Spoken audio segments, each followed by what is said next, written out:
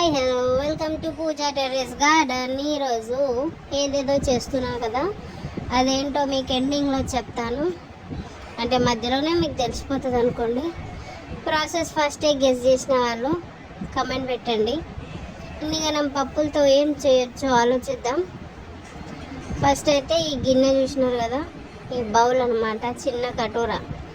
దాంతో మనం ఒక కప్పు మినప్పప్పు, ఒక కప్పు శనగపప్పు, ఒక కప్పు పెసరపప్పు, ఒక కప్పు ఎర్రపప్పు, ఇవన్నీ వేసేసుకొని సేమ్ అదే కప్పుతో 2 కప్పులు బియ్యం, ఒకటి అండ్ నెక్స్ట్ 2 కప్పులు బియ్యం వేసుకొని, నెక్స్ట్ దీంట్లో మనం ఒక కప్ తీసుకొని దాంట్లో బాదాం, కాజు ½ కప్పే తీసుకున్నాం. మీకు కావాలంటే ఫుల్ కూడా తీసుకోండి. అండ్ వీటన్నిటిని మంచిగా ఒక పెద్ద బౌల్లో వేసుకోవాలి, ఎందుకంటే ఆ బౌల్ సరిపోదని. నేను చేసిన చిన్న మిస్టేక్ ఇక్కడే అండి. ఏంటంటే లాస్ట్లో చెప్తాను, మీరు మిస్టేక్ గెస్ చేస్తే చెప్పండి. ఇదేమో బొంబాయి రవ్వ, దొడ్డు ఉప్మా రవ్వ అంటాం, అది 1 కప్పు. ఇవన్నిటిని మంచిగా కడుక్కోవాలి. మంచిగా కడుక్కొని ఒకసారి వాటర్ ఉడకపోసుకోవాలి. ఉడకపోసేసి చూడండి ఎట్లా వచ్చిందో, మొత్తం వైట్గా పప్పు లేదు. మంచిగా కడుక్కోవాలి. ఒక 2 టైమ్స్ కడుక్కున్నా ప్రాబ్లం లేదు, మీ ఓపిక. నేనైతే ఒక్కసారి కడుక్కున్నా మంచిగా. ఇట్లా అయినాక దీని నిండా వాటర్ పోసుకోవాలి, ఫ్రెష్ వాటర్ పోసుకొని దీన్ని నానబెట్టుకోవాలి. ఒక 2-3 అవర్స్ నానబెట్టుకోవాలి. మూత పెట్టేసి సైడ్కి పెడదాం.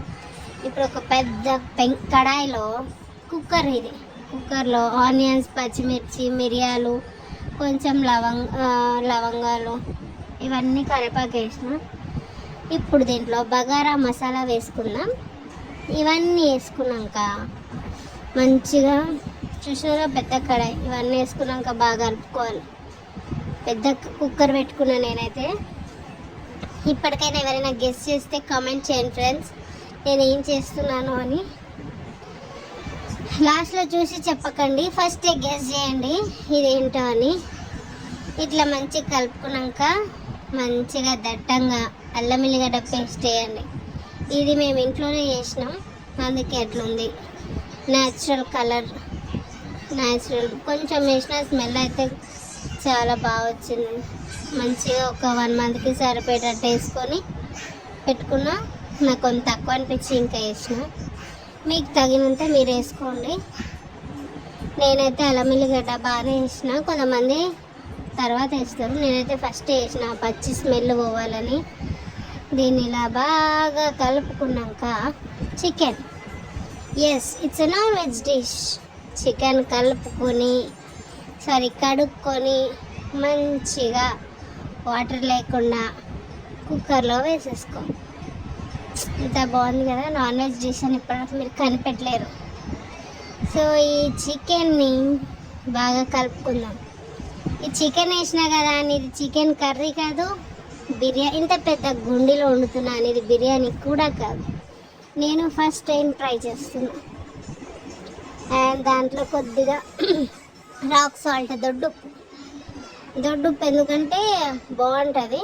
ఇట్లాంటి డిషెస్లో వేసుకుంటే ఈజీగా కరిగిపోతుంది కూడా. దీన్ని బాగా కలుపుకోవాలి.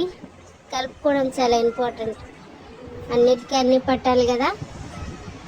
నెక్స్ట్ దీంట్లో ఏం వేస్తానో గెస్ చేయండి. నెక్స్ట్ వేసే ఐటెంతో పాటు ఈ కొత్తిమీర, పుదీనా కాదు, చాకు మధ్యలో అడ్డం వచ్చింది, పక్కకి వెళ్ళిపోమ్మా. ఈ కొత్తిమీర, పుదీనా, కరివేపాకు ఇది దీంతో కాదు కానీ దాని తర్వాత వేసే ఐటెంతోనే మీకు ఒక ఐడియా వచ్చేస్తుంది అనమాట నేనేం చేస్తున్నాను అని. ఇప్పటివరకు గెస్ చేసిన వాళ్ళకి ఏమిద్దాం, లాస్ట్లో ఈ డిష్ ఇస్తానమాట. ఓకే ఫ్రెండ్స్, నెక్స్ట్ ఇప్పుడు దీంట్లోనే మనం, ఓ మై గాడ్, ఇప్పుడే కాదా, సరేలా పసుపు వేసుకుందాం ఫస్ట్. ఆ వేడి వల్ల కొంచెం బ్లర్ అయింది, కానీ ఇట్లా చూస్తుంటేనే చాలా బాగుంది, తినాలని.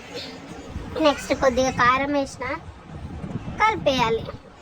ఫాస్ట్గా కలిపేసుకొని, నెక్స్ట్ అందులో కారం తక్కువ అనిపించింది, అందుకే మళ్ళీ కారం వేసుకుందాం మనం. చూసినారా, మళ్ళీ కారం వేసుకున్నా. ఇప్పుడు ఇది గరం మసాలా, ఒక 1/2 స్పూన్ 1 స్పూన్ గరం మసాలా వేసుకోవాలి.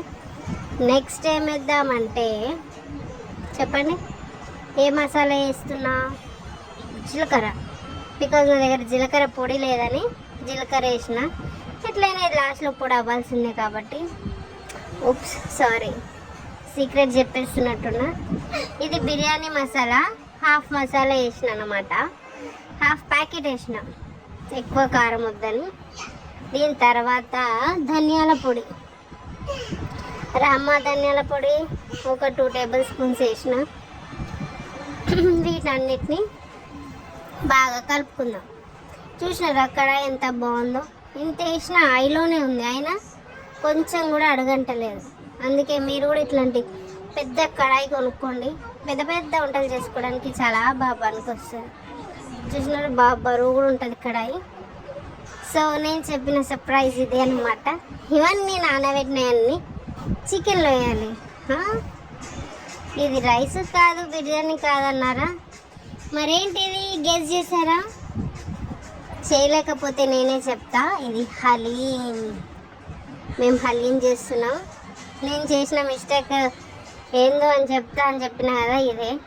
చికెన్ తక్కువైంది, పప్పులు ఎక్కువైనాయి. సో దీన్ని మీకు ఏం చేయలేము. నాకు ఫస్ట్ టైం నేను చేయడం, నాకు తెలియక వేసేసిన. బట్ టేస్ట్ అయితే సూపర్ వచ్చింది. ఇట్లా మొత్తం కలిపేసుకొని దీంట్లోనే మనం కొద్దిగా వాటర్ కూడా పోసుకుందాం. మంచిగా ఆయిల్, మసాలాలు, ఉప్పు అన్నీ పట్టించేసి వాటర్ వేసుకుందాం. ఇప్పుడు వాటర్ వేసేసిన అది ఉడికిపోయింది. కుక్కర్ని మీకు చూపించడం మర్చిపోయినా, క్లిప్ మిస్ అయిందో నేను తీయలేదో కానీ ఉడికిపోయింది. ఒక 10 విజిల్స్ అనుకున్నా కానీ 6 విజిల్స్కే బాగా ఉడికిపోయింది. ఇప్పుడు దీన్ని చూద్దాము అనేసి తీసిన. మాడలేదు, బట్ పప్పు కాబట్టి లైట్గా అడుగంటింది. స్మెల్ అయితే ఏం రాలేదు.